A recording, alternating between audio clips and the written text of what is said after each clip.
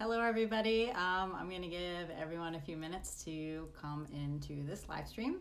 So I'll just wait a minute or two here for some people to join us.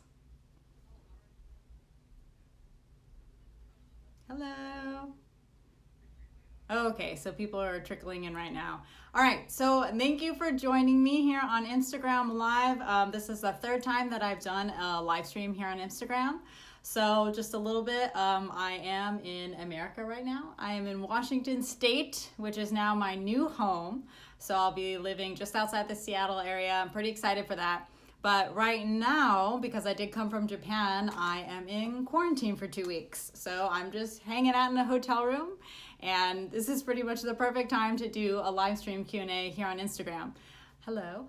I have a lot of questions that you guys submitted, so lots of great questions here, and then I'll also be taking questions live as we go along. So feel free, if you have a question, please feel free to ask. All right, let's just get straight into it. The first question comes from @L.Windenf. It's funny when people just abbreviate their names, kind of hard to pronounce. @L.Windenf, I know this is Laura Weidenfeld. She's a percussionist. We went to ASU together. So thanks for your question. Laura's question is, how would you teach a beginner? Which is a great question to ask for those music educators out there who don't necessarily know a whole lot about the trombone. So the first thing when I'm teaching a beginner, I would definitely do is you have to teach them what the trombone sounds like. Concept of sound is the hugest thing. So for a kid that might just be starting out on the trombone, if they don't know what the trombone is supposed to sound like, what that instrument is supposed to sound like, they're kind of just, they don't stand a chance. So certainly they need to have a good sound model from the very beginning. So if you as a music educator aren't really comfortable playing the trombone, maybe you can get a colleague or a friend of yours to come in and demonstrate what the trombone is supposed to sound like. And it should be somebody, it doesn't have to be a professional, but certainly somebody who is at a higher level than the student, right? If it's in elementary school, we don't want them just listening to their peers. They need to get a good sound model. And if you can't get anyone to come in person, there are tons of resources out there. Find some of the top trombone players on YouTube, let them listen to some recordings, let them listen to some videos, and just know what the trombone is supposed to sound like. So they kind of have a goal in mind. So that's the very first thing, concept of sound. What does the trombone sound like? How are they gonna make this piece of metal make this sound that they're wanting to get? The second thing, I have some notes here. The second thing is, obviously we need to teach them how to put the instrument together. So the trombone is super simple, right? Compared to most instruments like, oh my gosh, the clarinet or something with all those different parts and pieces. Trombone is really easy to put together, right? It only has 2 parts and the mouthpiece. I'm not even gonna show you guys how to do that because it's pretty simple. So obviously make sure that they can put the trombone together. They know what they're doing. The next thing is just making sure they know how to hold it properly. So usually with smaller kids, I have my trombone right here, a lot of them will really grip the trombone really hard, like all over. I've seen children hold it everywhere. But kind of the thing that I like to think of is, I know some people say make a gun, but I think of more of like this kind of symbol. It really should go, you have your 2 fingers right here, your pointer finger along here. If the horn doesn't have an F attachment, which most beginner trombones usually don't, they'll put their thumb up here if they can reach it, and just kind of have this kind of grip. We don't want to have, some kids will try to hold it up here or like a fist here. Just kind of think of this kind of grip. And then all the weight should actually be in the left arm. So all the weight's on the left arm here. And then your right hand, which is like your slide hand. I wouldn't get too nitty gritty with a beginner about how they're holding their slide, because there's a lot of different ways how to hold it. But just make sure this arm needs to be relaxed. I like to put 2 fingers and a thumb. Sometimes I'll go to 1 finger. It just kind of depends. I wouldn't worry too much about this. Just make sure that this hand is relaxed. So after that, the next thing, teaching a beginner how to use the trombone is you have to teach them to buzz on the mouthpiece. So that's an important thing for brass instruments. It's not like a woodwind instrument where we can just blow. So a lot of times if a kid is playing a brass instrument for the first time, they're just gonna try to blow in the mouthpiece and no sound is gonna come out. So you do need to teach them how to buzz. And it's really not that complicated. I find that children don't need too much direction. You just kind of tell them to make like a buzzing sound. I'm not really good at free buzzing, so I don't know if I can show an example.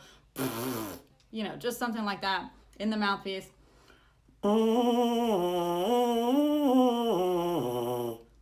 Most kids are able to pick that up pretty quickly.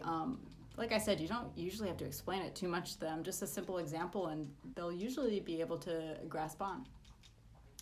And then obviously after that, once you put it into the horn, something that some children struggle with is they're buzzing, their throat is really closed off.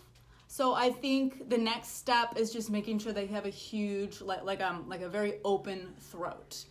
Making sure the air can go through, and even though that they're buzzing with the lips, like that this isn't all closed off. So making sure there's a ton of room here, and I like thinking the shape in my mouth like an O, like in the back of your throat. You can think of it like you have a golf ball or like an egg in the back of your throat, and this will just allow like a really open sound. So I think that's kind of where you can start a beginner, right? So listening, making sure they have a good sound model, making sure they can hold the instrument correctly, making sure they can buzz, and then that their throat is very open. I think that will go a long way when starting out.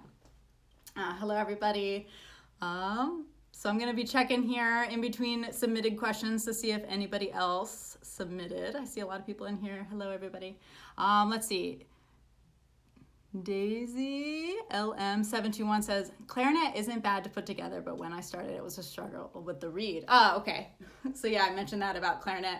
I used to play clarinet when I was little, and I remember there was several pieces. You know, you had to put them together in order and press certain buttons down and keys down. So I think, yeah, comparing the trombone, it's super easy. I think the only instrument easier to put together is probably like the trumpet or a tuba or something, right? All you have to do is put the mouthpiece in. All right, let's go ahead. Next submitted question is from @KCher. So KCHER 1985, which is, I know who this is, Kevin Hernandez here on Instagram. So Kevin asks, when are you visiting Arizona again? So for those of you who don't know, my hometown is in Phoenix, Arizona, and I did spend about a month and a half there earlier this year, visiting some friends and family and playing gigs and stuff, so it was a nice visit. Kevin, I'm sorry I didn't get to see you, but I don't know when I'm going to be back. Obviously, with the state of everything right now and travel being what it is, I don't think I'll be back there this year. We'll just have to see. But currently no travel plans at the moment to go back to Arizona. All right, next question. I'm gonna try really hard with this pronunciation. I actually even looked it up. It's from @Like Beinhardt. I hope I said that right, Like. She asks, how do you feel as the only female in the brass section? So this is a really interesting question. I get asked similar questions like this all the time. And before I answer this, I just want to say, like, since I've been doing a lot of stuff on social media, definitely on Facebook and on Instagram as well, I have discovered tons of other female brass musicians that I never knew existed. So that's been really cool, knowing that there are more female brass musicians out there than maybe we know of. I've certainly been in times throughout high school and college and drum corps and even in my professional career where, like she mentioned, I was the only girl in the brass section or in the low brass section. And honestly, the way I felt about it is I didn't really have a choice, right? That was just kind of the cards I was dealt. That was the situation I was put in. And because of that, honestly, I just have a lot of guy friends. I just was around all men all the time. From my earlier college days, we had a group of all of us who were in the trombone studio my freshman year, and we all became really good friends. And then same thing with the trombones from the show Blast that I did. We all became really great friends. We talk all the time. I even met my husband in the trombone section. He's a trombone player as well. So yeah, I just got used to being around guys all the time, and those are the people who've become my best friends. I mean, obviously they talk about weird things sometimes, like sports or, I don't know, something I don't really want to participate in, but I don't know, for the most part, it's not too bad. I've just kind of gotten used to it. I didn't really know that there was another option. I certainly get really excited whenever I am in a professional situation or where I get to play with a female brass player or there is another girl in the trombone section. That's always exciting because it never happens. But yeah, hopefully it will happen more in the future. So thanks for your question. All right, let's see. Get a drink of water here. All right, let me just check. Anyone said anything? Just see lots of emojis and stuff. Hello, everyone. Okay, the next question is from @Okitsuki on Instagram. They say, how's it like living in Japan? Or what's it like living in Japan? Because I want to move there when I'm older. All right, great question. So again, for those of you who didn't know, for the past 4 years, I have been living in Japan. And I also have been working there on and off since 2008. So I have spent a fair amount of time in Japan over my life. It's great. I loved living in Japan. Everything there, like, it's very efficient. And I mean that in every sense of the word. And unless you've been to Japan, you probably won't understand what I mean, but you just have to go. Like, everything is just super clean, super efficient. Everything serves a purpose. It's like, I know I'm in Japan from this before I even leave the airport. You go into the bathroom in the airport and you're like, oh, I'm in Japan, just from everything from, the toilets. I know that sounds crazy. But for those of you who have been to Japan, you know what I'm talking about. They do bathrooms right there. Just also the public transportation, another form of convenience. Everything is super efficient, super fast.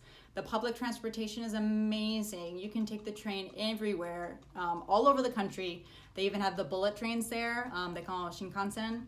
Super fast trains. You can get anywhere you need to go. Let's see, what else? The convenience stores, again, going with this efficient, convenient kind of lifestyle. Everything just really works. It's just, I don't know, it's just a great place. Also, the people are really nice, very helpful, very thoughtful. So that's always a pleasure. Also, just the weather and the seasons. I was living close to the Tokyo area, and it's just very seasonal there. You really saw all 4 seasons. You saw the leaves fall in the fall, and then the cherry blossoms in the spring, and it's just beautiful. It's a great place. So if you do get the opportunity to live there at some point in your life, I suggest you take it. It's a great place. All right. I'm trying to scroll down here. Hello, everyone who's just joining us. All right, the next question is from @MicroMatscenes here on Instagram.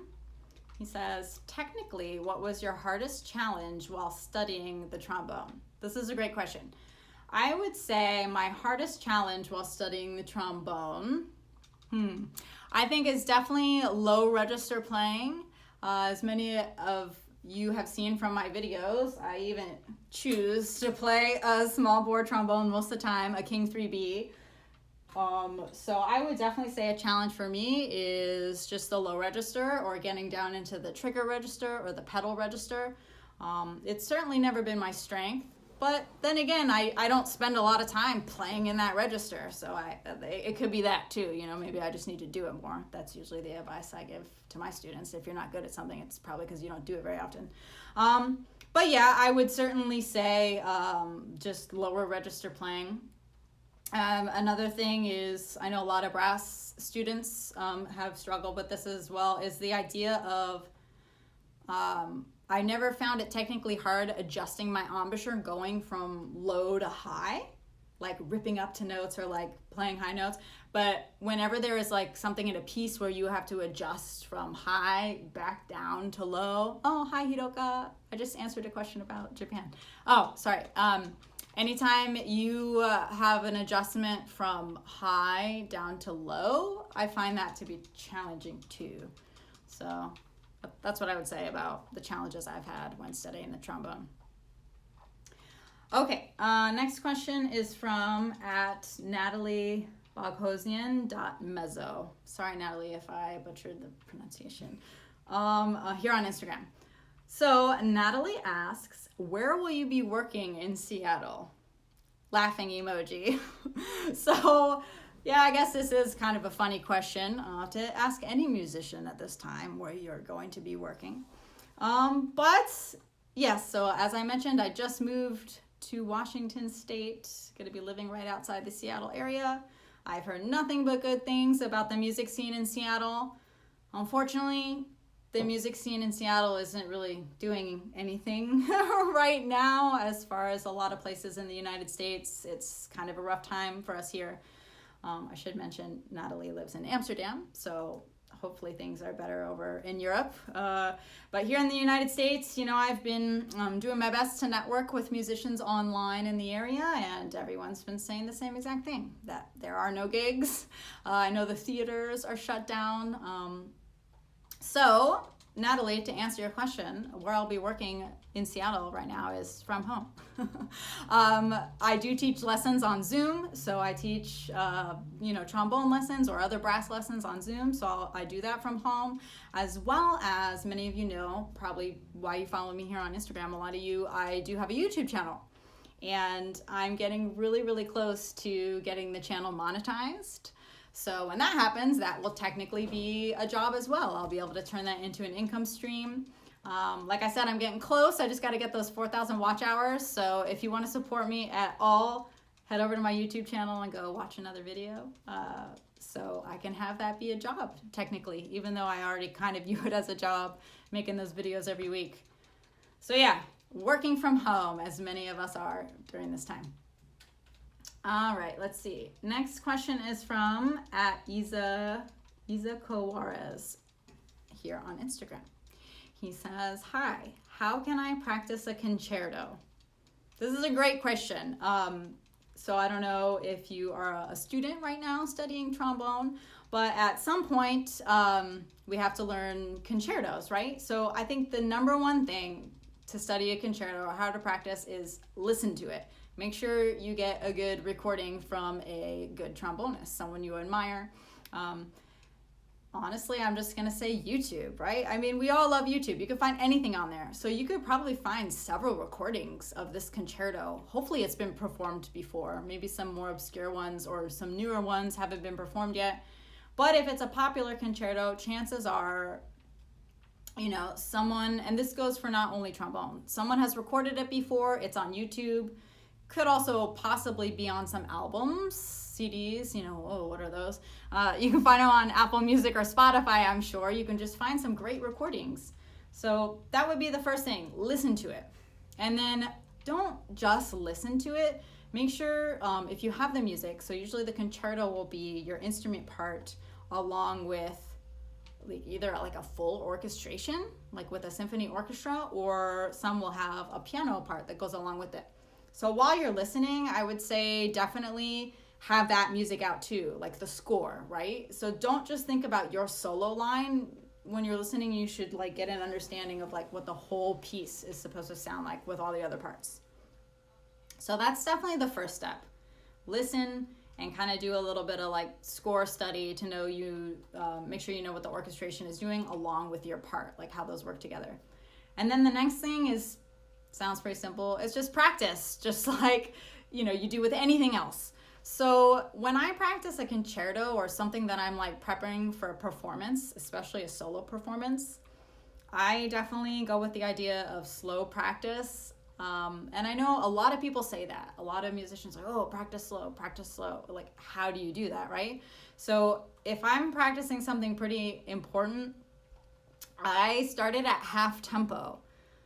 So when you start practicing your concerto, start practicing at half tempo. So take out your metronome, whatever the tempo is, cut that in half, and just really start at a super slow tempo. And the thing is, you never want to go faster than you can play correctly. So start at that super slow tempo and take a small section, right?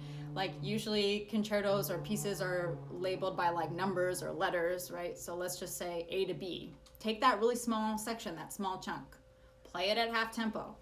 Make sure you get absolutely everything correct. Be super picky. Obviously all the right notes, all the right rhythms, get all the articulations the way you want them, get all the dynamics the way you want them. Once you have that really solid, play it 3 times in a row, like at that tempo. And then you can just slowly start to bump up the tempo. And that's really going to help you in your preparation, just because you're really, really going to learn it. And then all the while you're going through this slow preparation, make sure you're still listening and listen to different recordings and just really just get it in your ear, what it's supposed to sound like. So I hope that helps in your concerto preparation. All right, got some questions here. Oh, this is again from Daisy YLM721. Have you ever been a guest of playing trombone anywhere, like when you did a few videos on the Dr. Selfridge channel? Great question. So yeah, I recently did a few videos as a guest on Dr. Selfridge's YouTube channel. He has a great YouTube channel for beginning band students, just like a lot of really cool beginner videos. So I'm trying to think if I've ever been on anyone else's channel. I've done some interviews on other people's channel, Matthias trombone or Matthias trombone, and then Peter Tijerina. I have done interviews on both of their YouTube channels. They're both trombonists as well. But as far as being a guest, I've done a lot of I can't think of one. Aki C, he is a Japanese trombone YouTuber. I have done a couple videos over on his channel. So I would definitely check him out. It's Aki, AKI-C trombone. We did a duet of I Just Want to Be King from The Lion King, or I Just Can't Wait to Be King. Sorry, I couldn't remember the name of the song. And then we did a Zelda duet. If I can think of any more, I'll let you know. But those are the only ones that are kind of popping out in my mind right now as far as like YouTube collabs go. All right, someone asked how I am. I'm good, thank you. How are you? And I'm sorry I can't speak Spanish. Lo siento. I didn't know that. All right, here's another question here from Adrian Suarez Espiral. Hello, can you talk about the female sound of the trombone? Everything have a male and female part. Interesting. That's a very interesting question. I don't know if I've ever thought about it that way. I suppose in the most typical sense, people would say that maybe the masculine sounds are louder and more aggressive and the feminine sounds could be soft. But even me saying that right now is probably against what every feminist ever says. So I maybe would think of the female sound maybe, you're like stumping me with this question right now. I would just think of it as like probably more like emotional, like lyrical kind of playing, I guess I would say would be like the female sound of the trombone. But I think more importantly, it's just whatever you think that is, whatever you think that kind of sound would be. I think it's more true to like stay true to your voice or whatever you want your sound to be like, whether you are a man or a woman. You know, I have heard female trombonists play loud and aggressive, and I have heard men play beautiful, emotional, lyrical pieces. So if you want me to elaborate on that further, just ask another question, but I tried. That was a difficult one to answer. All right. Oh, hi, Matt. Nice to see you. Konnichiwa. All right, I'm going to answer another submitted question here.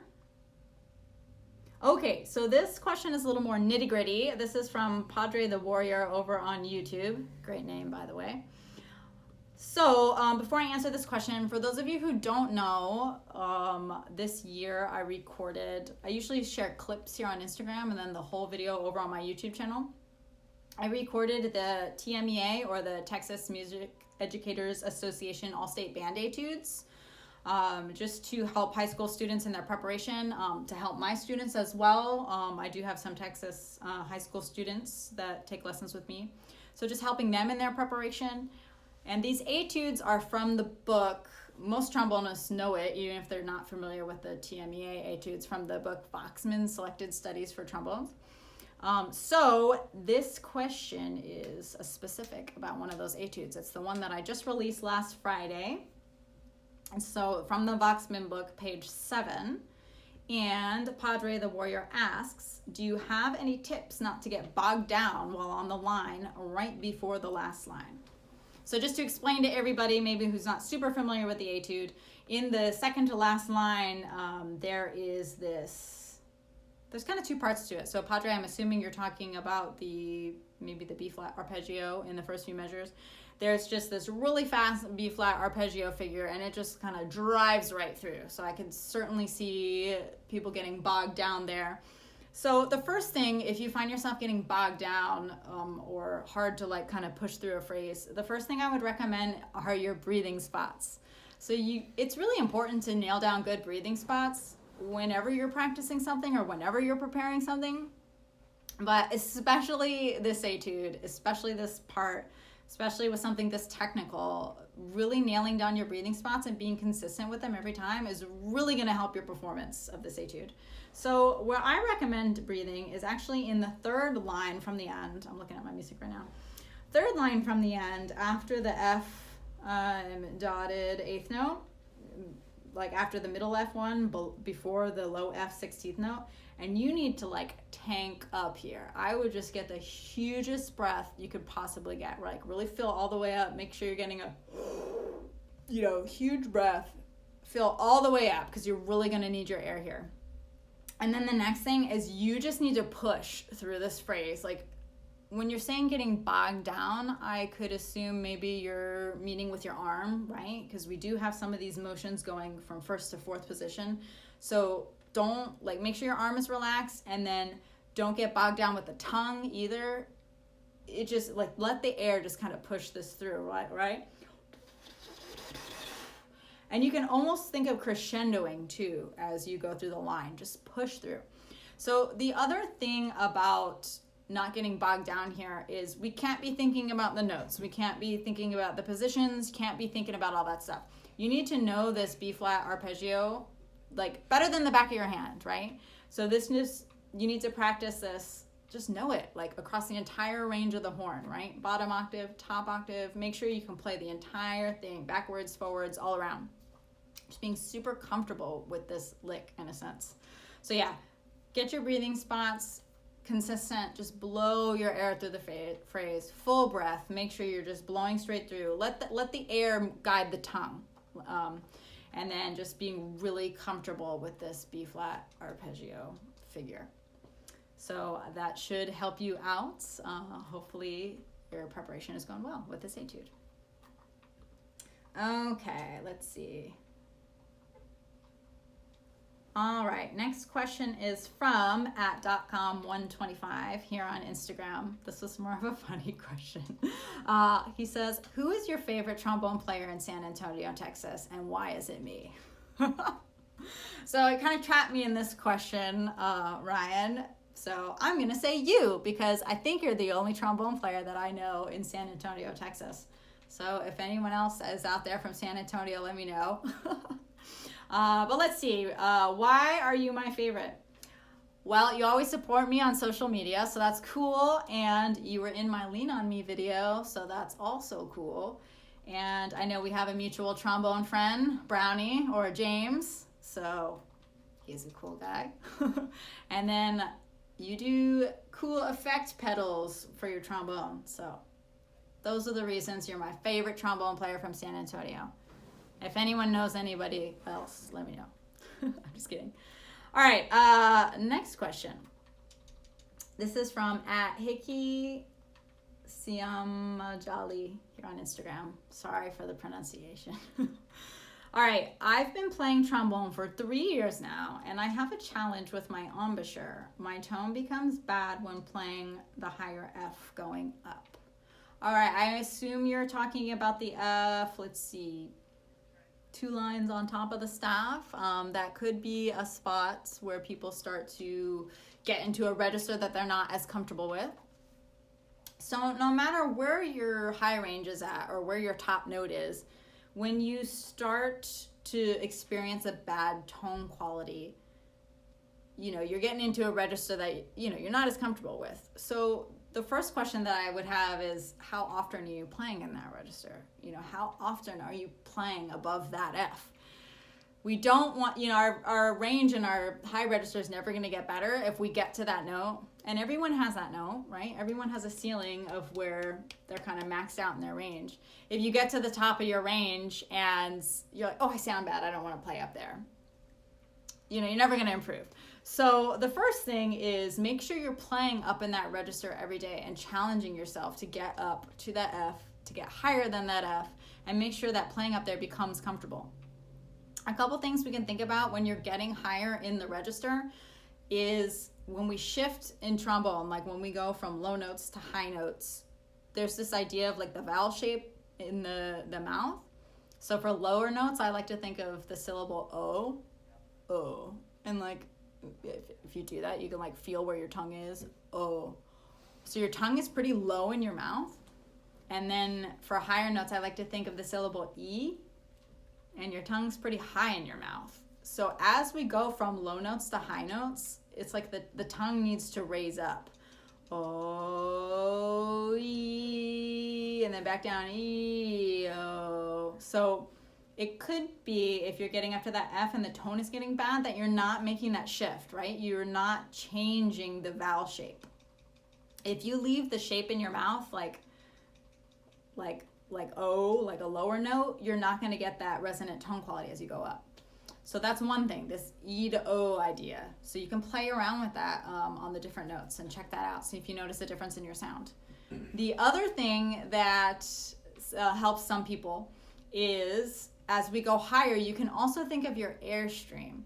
And what I mean by this is like if you hold your hand out in front of your face, I like to think of like a middle B flat, like the B flat right on top of the staff, as like just blowing straight forward. Like I'm blowing right onto my hand. It's right in front of my face.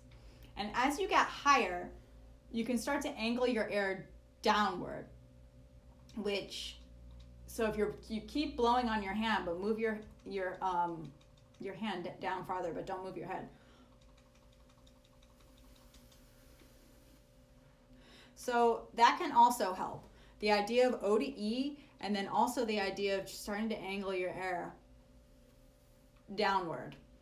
And some people talk about the upper lip becoming more prominent or having more part of it in the higher register, but I don't, because when you think of the airstream moving down, I think that happens naturally, where maybe the upper lip will take a little more responsibility.